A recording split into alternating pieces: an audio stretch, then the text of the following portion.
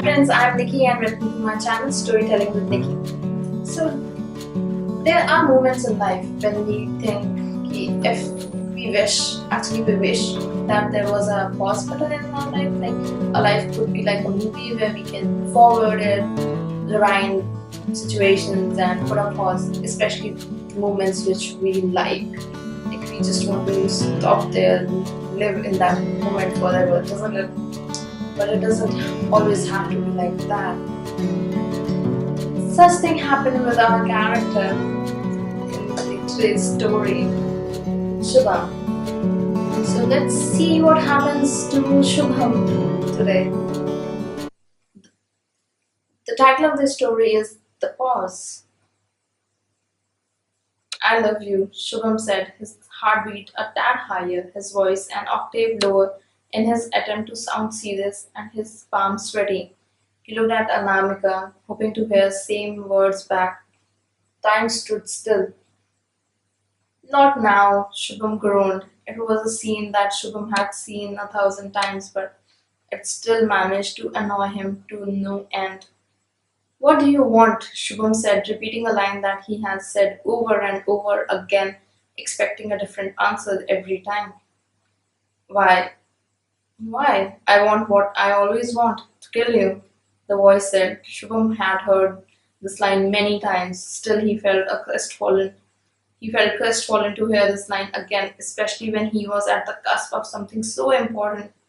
Yet he braced himself for the fight. The voice gained a body and wings slashed across.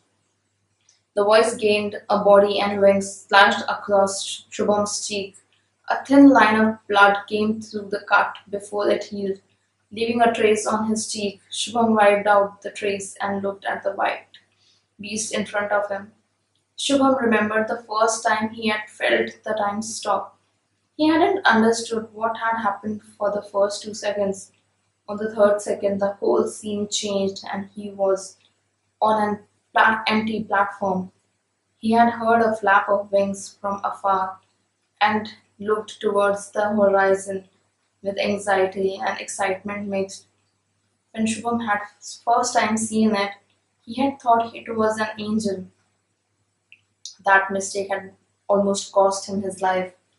Now Shubham knew better and was almost always prepared, with a few small weapons and one large knife in his back pocket. He brought out the long knife and, without even looking at the creature directly, slashed.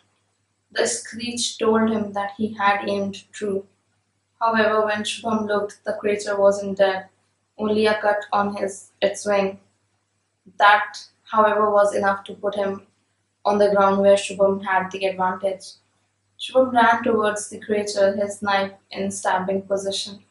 The creature shifted slightly and a shine came from his hand that turned out to be a blade. It was a tiny blade but was enough to cut through Shubham's shirt. Luckily, Shubham had turned at the right moment and the side of the shirt was torn along with his ribs. Shubham gasped and fell.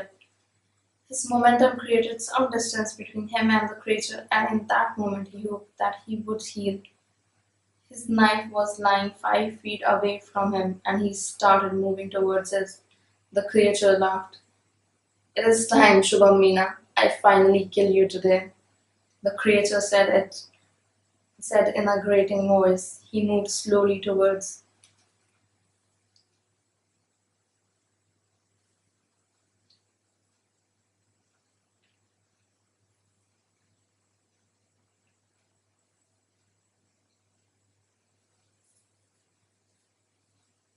It it is time, Shubham Meena. I finally kill you today. The creature said in a grating voice. He moved slowly towards Shubham with a knife in his hand. Not yet, Whitey, Shubham said and crawled towards his knife. He also used his right hand to pick out a smaller knife that he held in his front pocket. The creature fell further loose and jumped on Shubham. In a split second, Shubham turned to avoid the creature's knife and opened the blade of his knife towards the creature's bosom. The right The white creature bawled and tried to run away. The first few times Shubham had let the creature run away, but now it was just a habit. Like a practiced butcher, Shubham cut through the creature's wings, made incisions throughout its body, and finally beheaded it. In a few minutes, the creature was lying on the floor with white, creamy blood pouring out of its body. A lot of Shubham's life was punctuated by a pause that lasted a fight with this creature. Shubham didn't know if this was the same creature reincarnate or if they were bred somewhere. Shubham also didn't understand why he didn't age or how he healed so quickly in this world. He had once gained his severed arm in this world, but he had learned that he took back the artifacts of the injuries to his world with him. The spliced shirt would remain so, and so will any injury that doesn't heal before he goes back. Due to this, Shubham usually took his time in killing the creature so that his injuries heal in this world. Finally, he felt a tug in his body and he saw the body of the creature dissolve.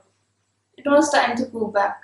It was this moment that Shubham remembered where he had left half an hour ago. Suddenly, he was afraid. Time started to move again. Anim- Time started to move again. Anamika was looking at him weirdly as if trying to find the truth in his eyes. Shubham tried to hide the cut on the shirt and hoped there were no visible signs of his battle.